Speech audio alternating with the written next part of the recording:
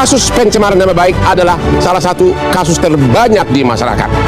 Baru-baru ini, Pengadilan Jakarta Utara baru bervonis Rasman Nasution 1 tahun 6 bulan penjara. Bahkan Pengadilan Tinggi membekukan berita acara sumpah sehingga tidak bisa praktek hukum, tidak boleh bersidang di pengadilan. Tapi ada lagi satu yang benar-benar super kuat, yaitu Sylvester. Sudah ingkrah putusannya sampai kasasi 1,5 tahun kalau nggak salah. Anda bisa bayangkan 3 putusan pengadilan negeri, pengadilan tinggi, Mahkamah Agung, semua judulnya ira-ira demi keadilan berdasarkan ketuhanan yang Maha Esa. Namun sampai sekarang tak kunjung dieksekusi. Siapa di balik ini? Kami mendengar bahwa Bapak Jaksa Agung benar-benar serius mau mengeksekusi beliau. Tapi apakah Pak Jaksa Agung itu ada hambatan politik atau kekuasaan? Inilah Hot Room. Tak juga dieksekusi Sylvester Saki.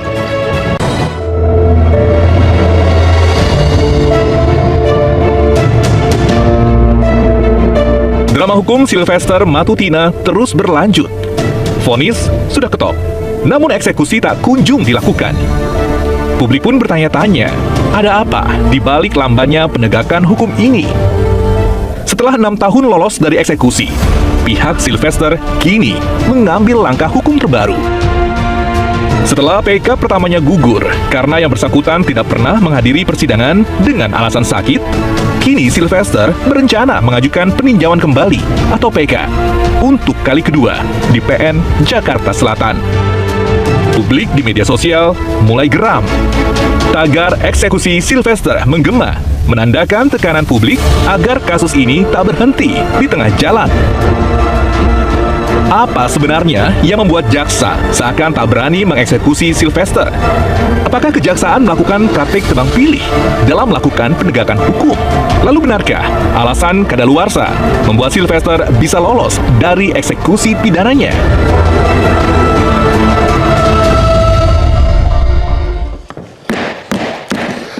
Kalau ada orang kebal eksekusi, kalau Hotman kebal, otaknya tetap daya ingatnya tinggi.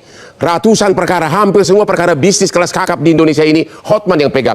Hampir semua naga konglomerat Hotman pengacaranya. Bahkan bahkan presiden kita pun, Bapak Prabowo adalah mantan klien saya selama 25 tahun. Apa sih rahasianya? Rahasianya adalah kopi luwak hitam premium. Saya seperti umur 30 kan, walaupun sudah praktek sebagai pengacara 43 tahun, kopi itu khasiatnya membuat lebih muda. Kopi luwak hitam premium. Mantap. Pak Hamid, halo melalui Zoom. Halo Pak Hamid. Halo Pak Hamid.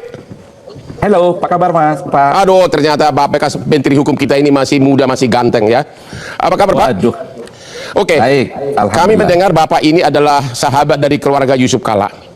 Boleh nggak Bapak ceritakan latar belakang kasus sehingga Sylvester ini dilaporkan ke polisi pencemaran nama baik, dan apakah benar ada usaha-usaha untuk perdamaian? Silakan Pak.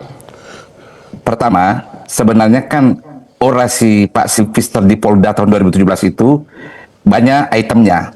Tapi yang sangat memukul ketika beliau mencoba menuding Pak JK mempertentangkan Islam dan Kristen, mempertentangkan pengusaha Kristen dan Islam.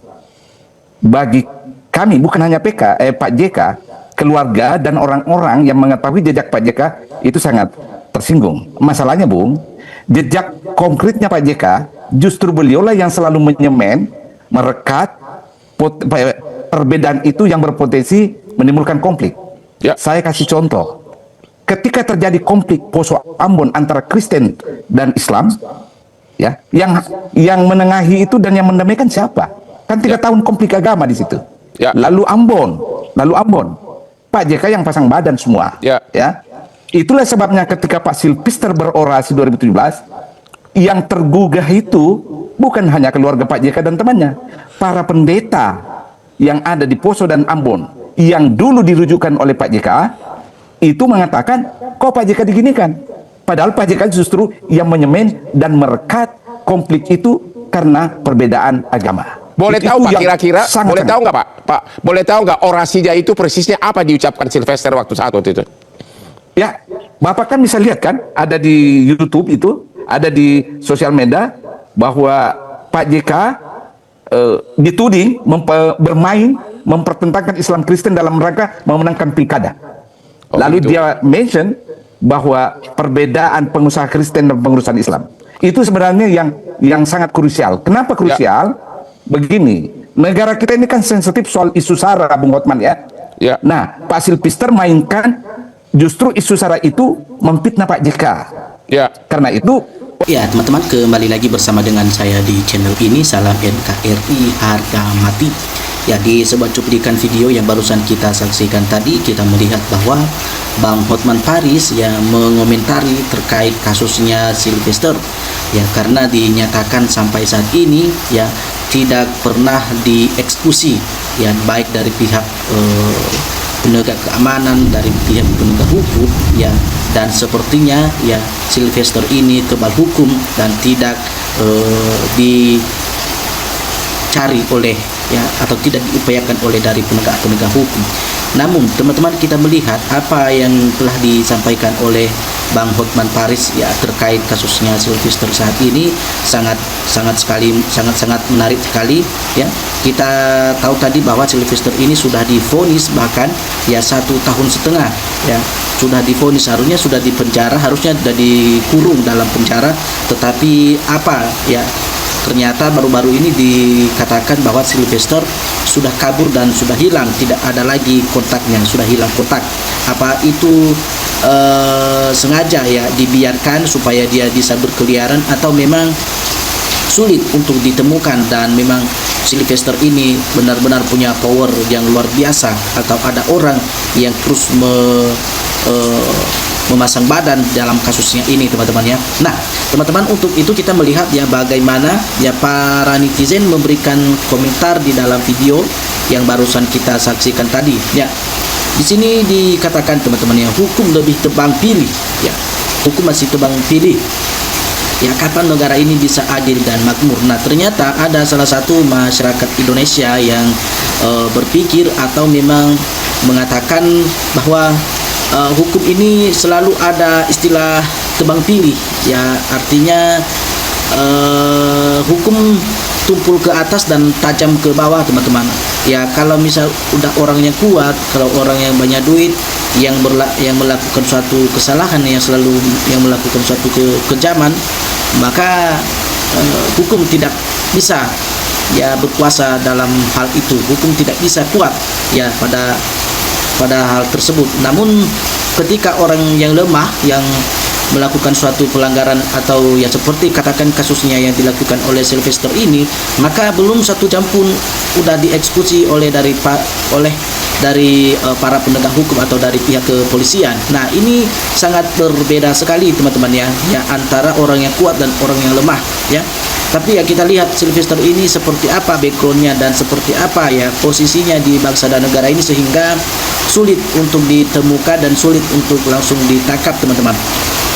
Kalau rakyat kecil yang melakukan suatu kesalahan ya sudah langsung gerak cepat ya ditangkap oleh para penegak hukum atau para kepolisian, teman-teman.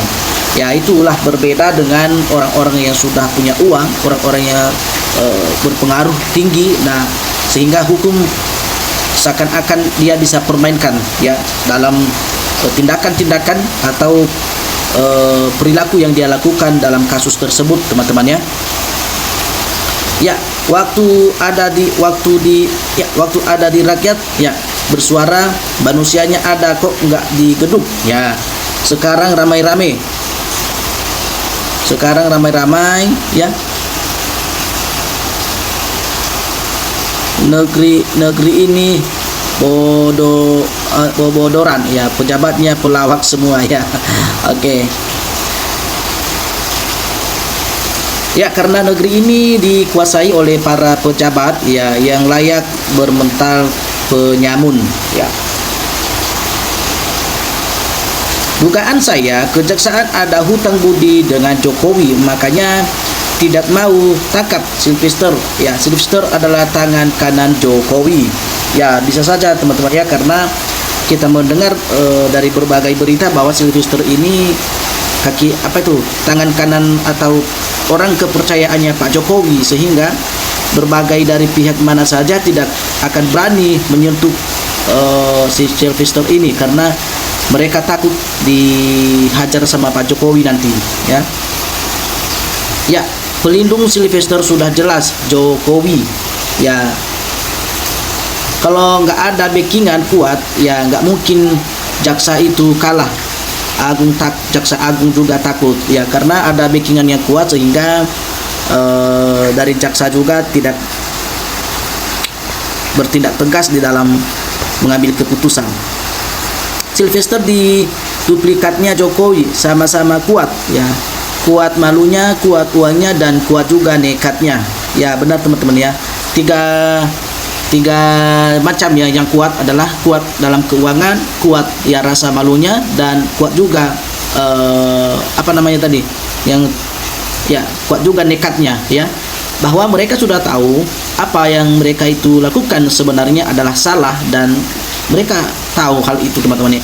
Tetapi karena uang tadi banyak dan tidak ada lagi rasa malu, dan sehingga terpaksa harus mereka melakukannya, dan itulah yang merusak, ya, orang-orang seperti ini yang merusak demokrasi bangsa dan negara kita, dan yang tidak bisa menjadi contoh, ya, bagi anak-anak cucu kita ke depan, sehingga merusak, ya, mental-mental anak-anak muda saat ini, ya, sehingga nanti ke depan tidak ada lagi menghormati hukum, dan tidak ada lagi yang taat dan patuh kepada hukum atau kepada undang-undang dasar yang sudah dibuat oleh bangsa dan negara kita sendiri ini, teman-teman, ya. Baik, kita lanjutkan lagi teman-teman. Sedikit ada di sini yang mengatakan, ya, diduga itu sudah ada kerjasama yang terencana dan terukur antara terpidana dengan penegak hukum, ya. Jika orang kuat maka bebaslah dia dari hukum, ya. Ini yang nyata di mata masyarakat, ya, seperti kasus Sylvester ini, ya. Kemenang enggak karuan dan jentur genta. Hukum berat Sylvester karena melawan hukum. Ya, Sylvester tangan kanan Jokowi dan Andi Aswan, ya, dan Demanik tangan kiri Jokowi. Keadilan dan kebenaran, kejujuran adalah dengan kekuasaan, kewenangan pejabat. Inilah hukum Indonesia, ya, yang dibilang ya, dagelan marah. Ya, emang Sylvester itu seperti hal yang hanya binatang yang dilindungi dan sekarang masih di habitatnya.